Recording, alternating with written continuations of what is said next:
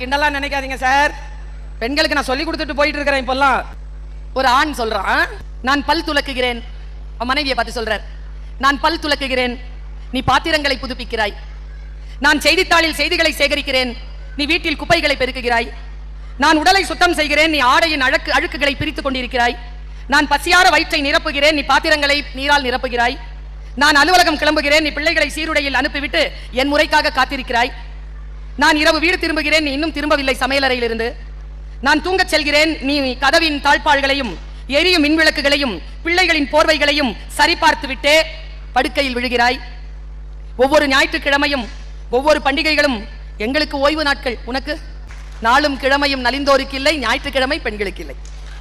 உறவு வீட்டு விழாக்களில் எங்களிடத்தில் நீ, கல்விக்கூடங்களின் கேள்விகளுக்கான பதில் நீ, எங்கள் வீட்டு சோக நிகழ்வுகளில் கண்ணீர் சிந்தியபடி நீ, எங்களின் வாழ்க்கை பிரதிநிதியாக எங்கள் குலதெய்வ கோயில்களிலும் நீ. என் வாழ்க்கை தோழியே, இப்பொழுதெல்லாம் நான் வேலை செய்கிறேன் என்று சொல்லவே எனக்கு தயக்கமாக இருக்கிறது. கழிந்த பொழுதின் உன் ஒற்றை பதிலால் புள்ளி விவரம் சேகரிக்க வந்த அரசு ஊழியர் உன்னிடம் கேட்டார், வேலை பார்க்குறீங்களாமா? உன் பதில், இல்லைங்க, வீட்டில் நான் சும்மா தான் இருக்கிறேன். நடுங்கி போன நான் இந்த பதிலை கேட்டு. வீட்டுக்கு போகும்போது சாமிக்கு நன்றி சொல்றீங்களோ, மாட்டுக்கு நன்றி சொல்றீங்களோ, உங்க அம்மா அப்பாவுக்கு நன்றி சொல்றீங்களோ இல்லையோ, உங்கள் மனைவிக்கு முதலில் போய் நன்றி என்ற வார்த்தையை சொல்லுங்க. இதெல்லாம் சபையில செய்வாங்க, நம்பாதீங்க. நான் நம்பவே மாட்டேன் சார். சைலண்டா இருக்கிறவங்களையாவது நம்பிடலாம், சொன்ன உடனே ரியாக்ட் பண்றாங்க பாருங்க, டேஞ்சர் ஃபெலோஸ். நாங்கள் அதிகமாக எதுவுமே எதிர்பார்ப்பதில்லை, ஒரு சிறிய அங்கீகாரம் தான், ஒரு சிறிய அங்கீகாரத்திற்கு தான். நான் சொல்லுகிறேன், பிள்ளைகளிடத்தில் சொல்லுகிறேன், குழந்தைகளிடத்தில் நீங்கள் எந்த அளவுக்கு அன்பு கூறுகிறீர்களோ பிள்ளைகளும் உங்கள் மீது அதே அளவிற்கு அன்பு கூறுகின்ற வகையிலே அவர்களை உருவாக்குவது தாய் தந்தையரின் பொறுப்பு என்பதனை தமிழர்களாகிய நாம் உணர்ந்து கொள்ள வேண்டும். நான் பல மீட்டிங்ல சொல்றேன் இதை. எனக்கு என்னங்க வயசு, நான் 50 வயசை நெருங்குறேன் சார். எங்க அம்மாவுக்கு 80 வயசு சார். 80 வயசு எங்க அம்மா. இன்னைக்கு கூட என்ன இப்போ போன் போட்டு காட்டுறேன், என் பேரை எங்க அம்மா எங்க தெரியுமா, சுருதி பாக்ஸ் இருக்குல்ல, தெரிகாமா பாதானி சா இருக்குல்ல, அந்த சாலை தான் கூப்பிடும். சுல்தானா ஏன் போன் பண்ணல, 2 மிஸ்டு கால் கொடுத்துருக்கேன். இப்படிதான் கேட்கும் எங்க அம்மா. நான் எந்த கட்டையில பேசுவேன் தெரியுமா, அம்மா வேலையா இருந்துட்டு. இதுவே நான் 8 கட்டையில சொல்லன்னு வச்சுக்கங்க. சின்ன வயசுல இருந்தே எனக்கு பயிற்சி. இது பெரியவர்களிடத்தில் பணிவாக நடந்து கொள்ள வேண்டும் என்பது தமிழர்களாகிய நமக்கு இந்த சமூகம் தந்திருக்கக்கூடிய பண்பாட்டின் வெளிப்பாடு. பெரியவர்களிடம் பணிவோடு நடந்து கொள்ள வேண்டும். லீவ் லெட்டர்ல கூட கீழ்ப்படிந்தங்கிற சொல் வரல. as I am suffering from fever, I request you to grant me 2 days leave. ஒரு பொண்ணு எழுதி இருந்துச்சு, as I am suffering from my sister's marriage, I request you to leave the school for 2 days. கீழே என்ன எழுதுறீங்க, yours. நாம என்ன sir எழுதணும், obediently தானே எழுதணும். இன்னைக்கு எதுங்களாவது obediently எழுதுதுங்களா? கேவி மேடம் சொல்லுங்க, yours faithfully truly. ஏன்டா obediently எழுதுறது இல்லைன்னு கேட்டா, நான் தமிழ் டீச்சர் தான், இங்கிலீஷ் தெரியும். நான் எனக்கு ஐ முன்னால வருமா ஈ முன்னால வருமானு சிக்கல், அதனால obediently எழுதுறது இல்லை. faithfully எவ்வளவு faith இருக்கோ அவ்வளவு எள்ளு, ட்ரூலில எவ்வளவு ட்ரூ இருக்கோ அவ்வளவு எள்ளு. போயிடுச்சுங்க கீழ்ப்படிந்துள்ள. நான் பெரிய புராணம் படிக்கிறேன், குரான் படிக்கிறேன், பைபிள் வாசிக்கிறேன். பரஞ்சோதிங்க அவருக்கு சிறுதொண்டர்னு பேரு. திருவெங்காட்டு நங்கை அவங்களும் சீராளன்ற ஒரு பையன் இருந்தான். அவங்களுக்கு சிவன் வந்து சீராளனை வெட்டி கொடுன்னு கேட்கிறார். சீராளனை வெட்டி கொடுக்கறாங்க, சாப்பிடுறாரு உட்கார்ந்து. சிவன் தலைக்கறி எங்கன்னு கேட்கிறாரு, வந்து தலைக்கறியை சமைச்சு கொடுக்கறாங்க. அந்த அம்மா அந்த காட்சி படிக்கும்போது கொலை நடுங்கும். அதே மாதிரி காட்சி உங்களுக்கு பைபிள்ல கிடைக்கும். ஆபிரகாம்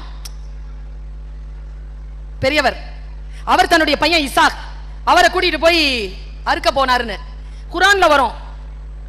இப்ராஹிம் அலைஹிஸ்ஸலாம் இஸ்மாயில் அலைஹிஸ்ஸலாம கூட்டிட்டு போய் வெட்டினாருன்னு. இவங்க எல்லாருமே பாருங்க, அங்க பரஞ்சோதி, இங்க அப்ர, இங்க இப்ர. எல்லாம் ஒண்ணுதான். இவங்க எல்லாரும் அவர் நாயன்மார், இவங்க பெரிய நபிமார்கள், அப்படிதானே? இவங்க எல்லாரையும் நம்ம கொண்டாடுறோம்ல.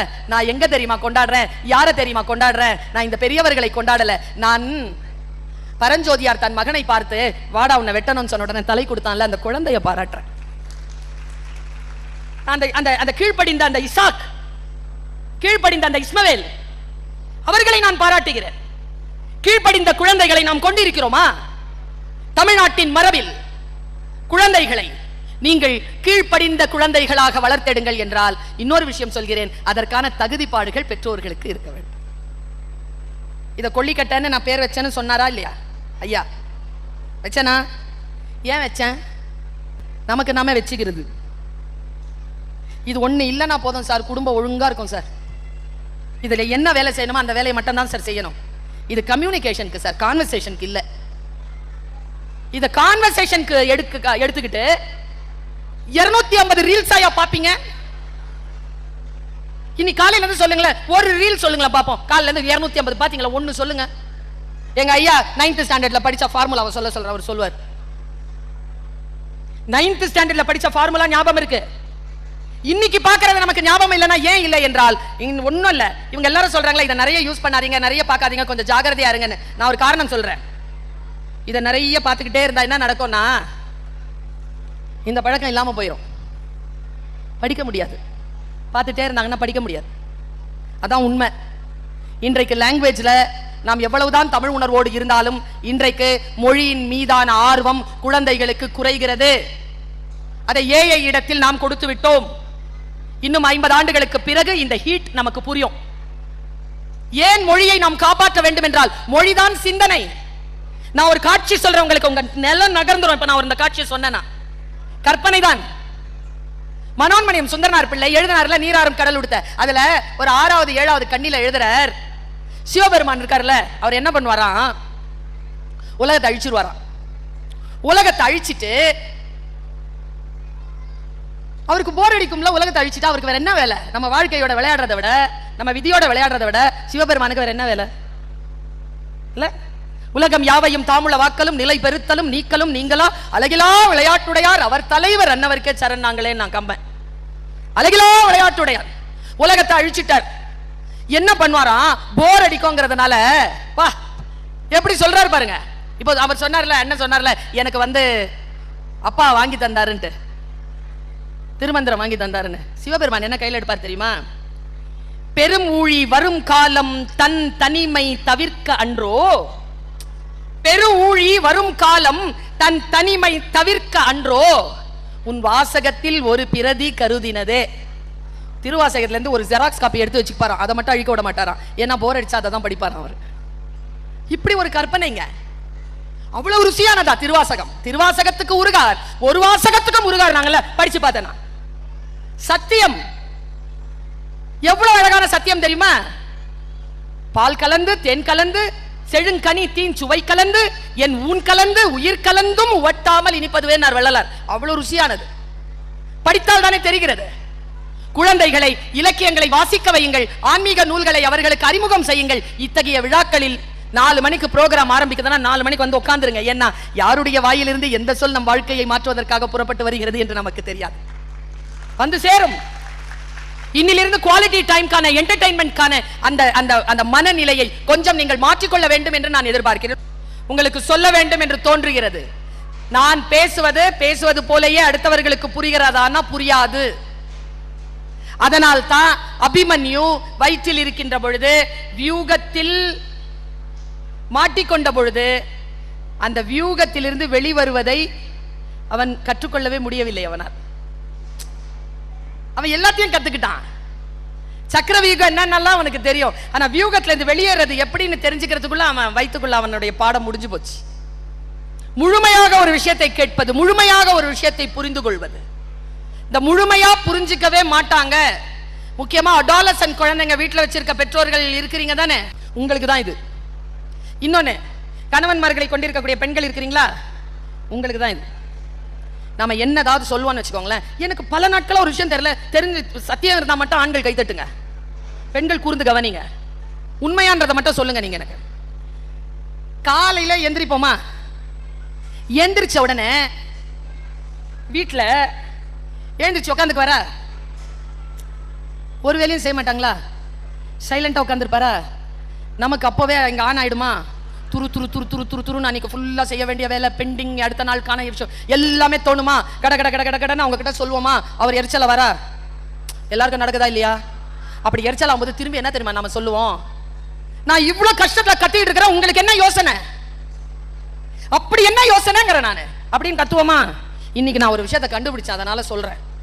ஒரு யோசனையும் இல்லாமல் உட்கார்வதுதான் அவர்களுக்கான அந்த வினாடி என்பதனை நாம் புரிந்து கொண்டால் ஒரு யோசனையும் வராதுங்க. காலையில எழுந்த உடனே ஒரு 5 நிமிஷம் அவங்கள சும்மா விட்டுறணும். அதனால தாங்க ஜெயிக்கிறாங்க. No plan. மைண்ட சைலண்ட் ஆக்கிட்டீங்கன்னு வச்சுக்கோங்க, சைலண்ட் ஆன மனசு 1000 வாட்ஸ் ஏற்றப்பட்ட பல்பு மாதிரி டக்குன்னு எரியும். ஏற்கனவே சுவிட்சே போடாம எரியணும் எரியணும் எரியணும்னு கத்திக்கிட்டே இருந்தீங்க, எல்லா எனர்ஜியும் போகும். சுவிட்ச் ஆஃப் பண்ணும்போது பல்பே எரியாது. இப்படிதான் போகுது பெண்களுக்கு. ஒரு 3 நிமிடம் 5 நிமிடம் வீட்டில் அமைதியாக இருங்க. நீங்க எனக்கு ஒரு குருநாதர் சொல்லி கொடுத்தாரு இது. என் கிளாஸ்ல நான் பாடம் எடுக்கும் போது எல்லா பிள்ளைங்களும் என்ன கவனிக்கும். இப்படி இப்ப நீங்க எல்லாம் கவனிச்சுட்டு இருக்கிறீங்கல்ல, அப்படி கவனிக்கோங்க. ஆனா என்ன ஒரு ரகசியத்தை தெரிஞ்சுக்கிட்டேன்னா, அதுல 4-5 என்ன கவனிக்கல. கவனிக்கிற மாதிரி தான் இருக்கும் அது. நான் ஏதாவது சொன்னேன்னு வச்சுக்கோங்க. திருவள்ளுவர் அறத்துப்பாலில் ஒழுக்கமுடைமை என்கின்ற அதிகாரத்தில் அது எப்படி தெரியுமா கேட்கும்? திருவள்ளுவர் ஆறு சுரக்கர பரக்கரா சராபரா சர்க்கரா பாரிலக்கரா பரசரா இருக்கிறா அப்படிதான் கேட்கும் அவளுக்கு. ஏன்னா அவன் மனசு வேற எங்கேயோ இருக்குது. நீங்க உங்க பிள்ளைகிட்ட சொல்றீங்கல்ல டெய்லி, ஏய் 4 மணிக்கு வந்துடுறா, அக்காவுக்கு வந்து அந்த ப்ராஜெக்ட்டுக்காக நான் பிரிண்ட் அவுட் கொடுத்துருக்கிறேன், கொண்டாந்து வைக்கணும், வெளியில சுத்திட்டு இருக்கிறாத, கரெக்டா வந்துரு, 5 மணிக்கு அக்காவை எடுத்துட்டு போகணும், அவளுக்கு ட்ரெயின் 7:30 மணிக்கு, தயவு செஞ்சு நீ லேட் பண்ணிடாத, 4:30 மணிக்கு கிளம்பினா தான் 7:30 மணிக்கு ட்ரெயின் பிடிக்க முடியும், தயவு செஞ்சு நான் சொல்றதை கேளு சரியானா? அவனுக்கு எப்படி 4:30 மணி ப்ராஜெக்ட் ட்ரெயின் இப்படிதான் கேட்கும் அவனுக்கு. அதுக்கு பேரு கிளாசலோலியா. நீங்க நினைக்காதீங்க நீங்க சொல்றதெல்லாம் உங்க வீட்டுக்காரருக்கு உங்க பிள்ளைங்களுக்கு புரியுதுன்னு. புரியுற மாதிரி நடிக்குதுங்க. அதுங்களுக்கு புரியலங்கிறதுனால தான் அந்த வேலை செய்யறது இல்லை. செய்யணும்னு தோணுச்சுன்னா, காதுல விழுந்துச்சுன்னா செய்யாதுங்களா? காதலியே விழலைன்னா எப்படி செய்யுங்க? அதனால தான் சொல்றேன், நல்ல வார்த்தைகளை, நல்ல பாடல்களை, நல்ல விஷயங்களை சொல்லி இந்த மைண்டை டியூன் பண்ணணும். நீங்க டியூன் பண்றதே இல்லையா, அதனால நமக்கு புரியறது இல்ல. நான் இப்போ ஒரு கணக்கு சொல்லி நிறுத்த போறேன். ஒரு 10 நிமிஷம் பேசலாமா மேடம்? எல்லாரும் அலர்ட்டா இருக்கிறீங்களா? நான் கேள்வி கேட்பேன், டக்குன்னு பதில் சொல்றவங்களுக்கு சிவசுப்பிரமணியம் சார் தன்னுடைய சொந்த செலவில் உங்களுக்கு ஒரு புத்தகம் வாங்கி தருவார். ஓகேவா சார்? இப்போ எல்லாரும் அலர்ட்டா வாங்க பாரு. இந்த கிளாசிலோலியா இருக்காது இப்போ. அதனால்தான் சில விதைகளை தூவுது. அந்த நீதியை முன்னெடுக்கக்கூடிய எல்லா கருத்துக்களையும் எல்லா சொற்களையும் நாம் நம்முடைய வாழ்க்கையில் பின்பற்ற வேண்டும்.